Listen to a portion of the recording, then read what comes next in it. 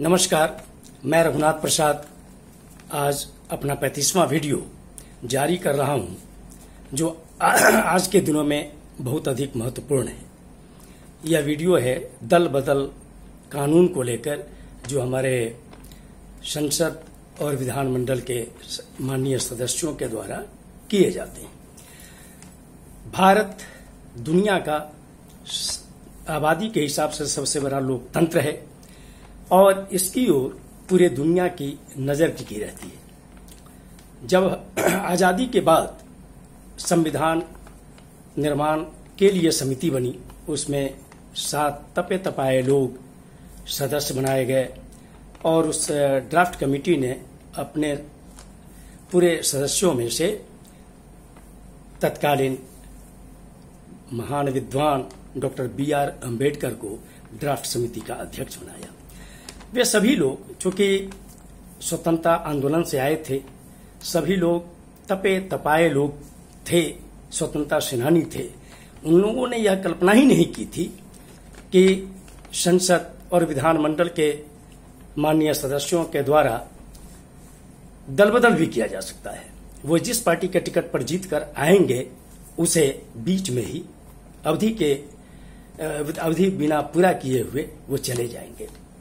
इसीलिए संभवतः संविधान में दल बदल के संबंध में कोई कानून, कोई भी अनुच्छेद नहीं दिया गया। 1967 ईस्वी तक चूंकि कांग्रेस ही केंद्र में भी सत्तारूढ़ रही और 1967 तक देश के लगभग सभी राज्यों में, केरल को छोड़कर, केरल में बीच में सोशलिस्ट पार्टी की एक बार सरकार बनी, एक बार कम्युनिस्ट पार्टी की सरकार बनी, लेकिन अन्य राज्यों में करीब करीब कांग्रेस की ही सरकार बनती रही। 1967 में कांग्रेस के विरोध में एक तेज हवा थी और उसका नेतृत्व विपक्ष की ओर से डॉक्टर राम मनोहर लोहिया जैसे महान समाजवादी नेता के द्वारा किया जा रहा था।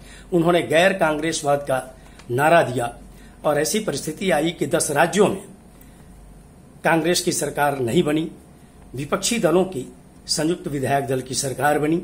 यह विपक्षी दल मध्यमार्गी भी थे, वामपंथी भी थे और दक्षिणपंथी भी थे। बिहार में भी ऐसी सरकार बनी जिसमें संयुक्त socialist party, Jansangh party, communist party के लोग उसमें सदस्य थे। लेकिन मिलीजुली सरकारों का अनुभव पूरे देश में बहुत अच्छा नहीं रहा। 1967 से लेकर 1971 के चुनाव तक एक PRS लेजिस्लेटिव रिसर्च ने सर्वे करके ये देखा कि 4000 माननीय सांसदों और विधायकों में से लगभग 50% लोगों ने अपनी दलीय निष्ठा को बदला। हरियाणा में तो एक माननीय विधायक थे श्री गयालाल जी, जिन्होंने एक दिन में 3 बार दल को बदला और इसीलिए भारतीय राजनीति में आया राम और गया राम की कहानी प्रचलित हुई। इन सारी परिस्थितियों को देखते हुए वर्ष 1967 में ही, जब इंदिरा जी केंद्र सरकार का नेतृत्व कर रही थी, उन्होंने माननीय YB चौहान साहब की अध्यक्षता में एक समिति बनाई जिसे दल बदल विधेयक का रूप तैयार करने का भार दिया गया। उस समिति का रिपोर्ट आ गया और उसे संसद में पेश भी किया गया। लेकिन और विपक्षी दलों की प्रतिक्रिया भी उस वक्त सकारात्मक थी, लेकिन कुछ परिस्थिति बस उसे ज्वाइंट सेलेक्ट कमेटी को भेजा गया और वहां पर वो उसके आगे इस पर कोई कार्रवाई नहीं हो सकी। 1977 में पहली बार केंद्र में गैर कांग्रेसी सरकार बनी। वो सरकार थी जनता पार्टी की। जनता पार्टी कई पार्टियों को मिलाकर बनाई गई थी। उसमें भारतीय लोक दल, जनसंघ पार्टी, सोशलिस्ट पार्टी और कांग्रेस से निकले हुए नेताओं की पार्टियां थी। जनता पार्टी में बहुत मत विभिन्नता थी। उस सरकार ने भी, जैसा मुझे याद आ रहा है, मुझे स्मरण हो रहा है कि दल बदल विधेयक का प्रारूप रखा था विचार के लिए। उस वक्त महान समाजवादी चिंतक मधुलिमा जी लोकसभा के सदस्य थे। उन्होंने अपने कई साथियों के साथ पुरजोर विरोध किया उस विधेयक का, चूंकि वे वाणी की स्वतंत्रता के, विचारों की विभिन्नता के आधार पर दल टूट के प्रबल समर्थक थे। मैं समझता हूं कि उन्होंने शायद कल्पना नहीं की थी कि आने वाला दिन भारतीय राजनीति में कैसा होगा। अगर आज वो जीवित होते तो शायद उन्हें लगता कि उन्होंने जो विरोध किया था वो क्या रूप लेगा आने वाले कल में। लेकिन एक ऐसा वक्त आया, चूंकि इस तरह से दल बदल होने लगे, दलीय निष्ठा छोड़कर किसी न किसी भावना से प्रेरित होकर लोग दल बदलने लगे।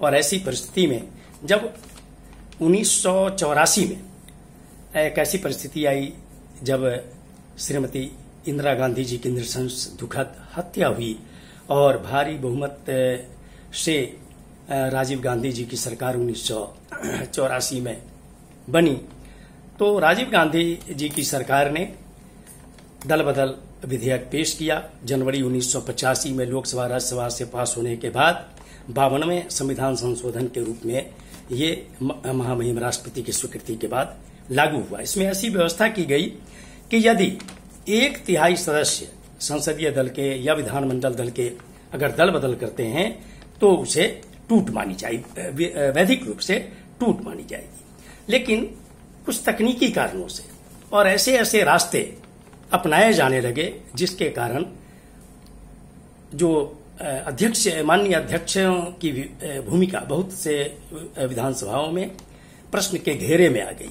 और ऐसी परिस्थिति आई कि जब देश में एनडीए की सरकार थी तो वर्ष 2003 में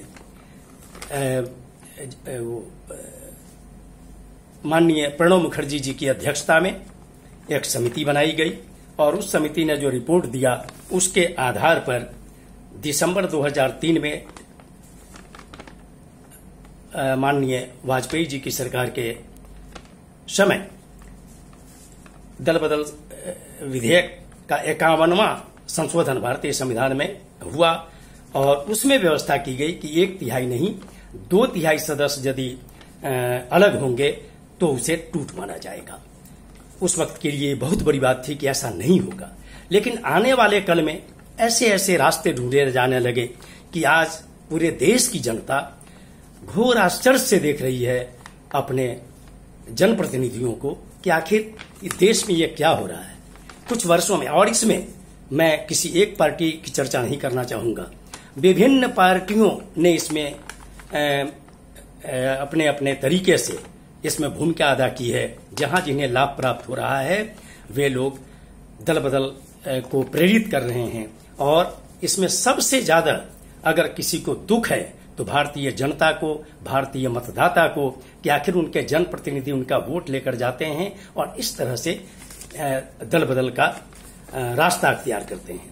कुछ वर्षों में जो घटनाएं घटी हैं, चाहे वो उत्तराखंड की घटना हो, अरुणाचल प्रदेश की घटना हो, गोवा की घटना हो, मणिपुर की घटना हो, मध्य प्रदेश की घटना हो, अभी जो राजस्थान में घटना घट रही है, तेलंगाना में जो दल बदल हुआ, तेलंगाना के साथ साथ अन्य भी कई विधानसभाओं में गत वर्ष तो मैं समझता हूं कि शायद जो पहले नहीं होता था, उच्च सदन चाहे वो राज्यसभा हो या विधान परिषद हो, उनके माननीय सदस्यों ने भी दल बदल किया या इस्तीफे के दौर आए।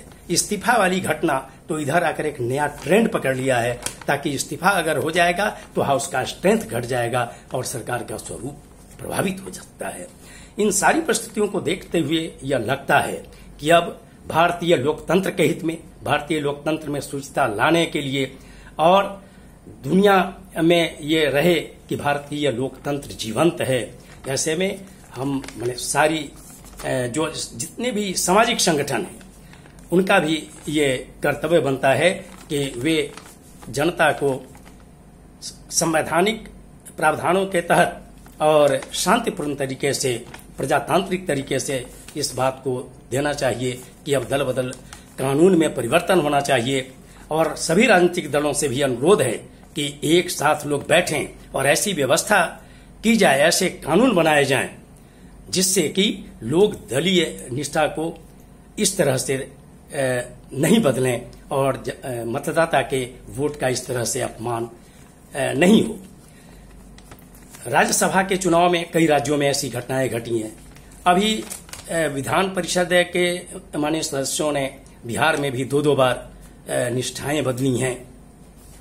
तो ऐसी परिस्थिति में लगता है कि शायद कोई भी राज्य अछूता नहीं रह जाएगा कुछ दिनों में। अब मेरा अनुरोध होगा सभी संगठनों से, राजनीतिक दलों से कि सर्वसम्मत रूप से अब ऐसा कानून बनाया जाए कि जो माननीय सदस्य, चाहे वो लोकसभा के हों, राज्यसभा के हों, विधानसभा के हों, विधान परिषद के हों, जिस पार्टी के टिकट से जीतकर जाएं, निश्चित तौर पर उन्हें पूरे टर्म तक उस दल में रहना चाहिए।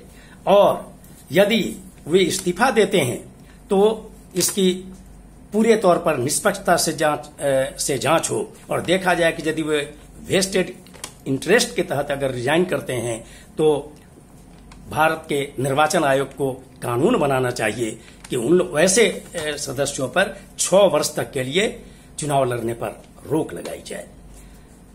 अगर आपको मेरा ये वीडियो पसंद आया हो तो आप इसे लाइक करेंगे, शेयर करेंगे, सब्सक्राइब करेंगे और बेल आइकन को टच करेंगे ताकि मेरे आने वाले वीडियो का नोटिफिकेशन आपको तुरंत मिले। आप सभी लोगों को बहुत बहुत धन्यवाद। आप सभी कोरोना के समय सावधान रहें, परिवार को सुरक्षित रखें। जय हिंद।